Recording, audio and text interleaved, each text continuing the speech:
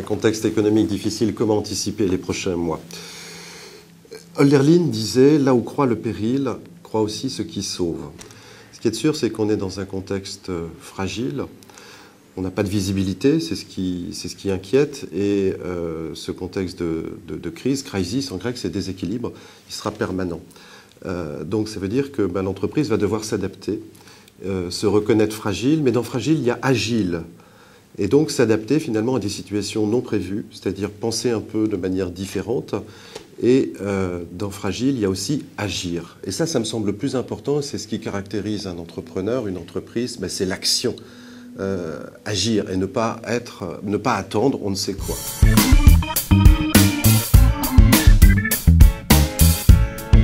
Alors la baisse des charges sociales sur le coût du travail pour créer un choc, évidemment j'ai entendu comme vous qu'il en était question, c'est pas fait, c'est une grande idée, mais de là à dire que ce soit un choc, je ne crois pas.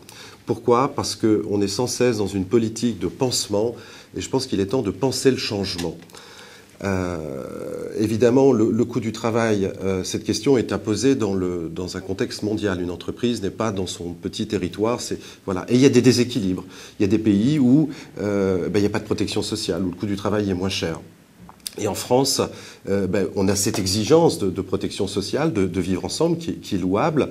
Mais ça fait, à l'arrivée, ça a un coût. Et tout ça, ça pèse sur le travail. Donc, pour créer un choc, il faut vraiment baisser au maximum ce coût du travail. Et ça va recréer de la compétitivité.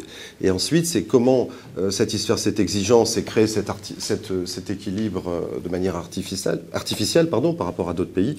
Eh bien, je pense qu'un des leviers pourrait être de remettre cette exigence de protection sociale française sur la consommation.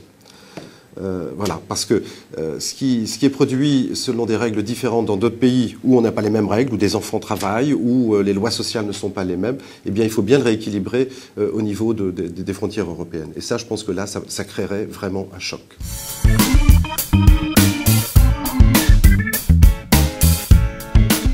Ah oui, j'adhère complètement, parce qu'il s'agit là d'une idée détournée. Au départ, il était question de taxer les dividendes tirés des actions, c'est-à-dire que tirés de la spéculation. Et là, je dis bravo, et c'est très bien. En quoi une entreprise peut valoir 10 € l'action le matin et 15 € l'après-midi, ou 0, ou 3. Donc on voit bien que c'est une affaire de spéculation. Mais par un effet dérivé, là, on est en train de tuer l'esprit entrepreneurial en voulant taxer à hauteur de 63% tout ce qui concerne les cessions d'entreprises. C'est exactement comme si vous achetiez une maison, vous la remboursez, vous l'améliorez sans cesse, et puis ensuite vous la vendez.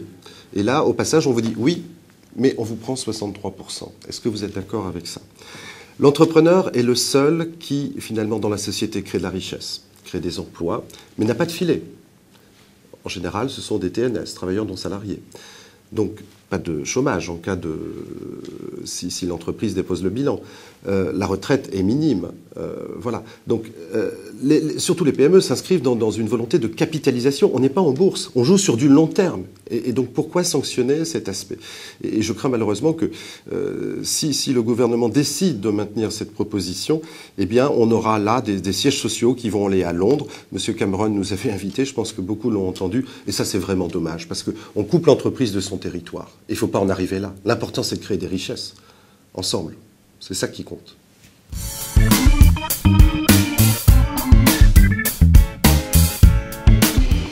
Ce que je leur conseille, d'abord, c'est d'oser, c'est d'entreprendre. Vous savez, souvent, on a une bonne idée en disant « Ah, ouais, ça, j'y avais pensé, puis ça marche, je vois le produit alors que je l'avais pensé. » Ce qui est important, c'est de dire « Je le pense, mais je le fais. » C'est ça, entreprendre. Entreprendre, c'est entreprendre sa vie.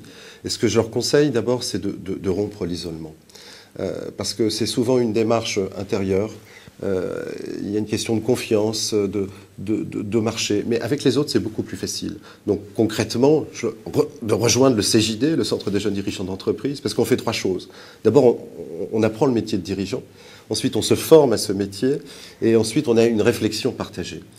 Et vous savez, souvent les dirigeants, c'est basé d'une compétence. Par exemple, je suis doué en menuiserie, je vais monter ma boîte en menuiserie. Eh bien moi, au CJD, j'ai appris que mon métier, c'était pas de faire à la place des autres. c'était de bien m'entourer, de faire grandir mes équipes et d'inscrire l'entreprise sur une pérennité. Mais ce n'était pas forcément à moi de mettre les boulons dans... voilà. Et ça, c'est important. Et ça, on peut l'apprendre en se relayant à d'autres dirigeants.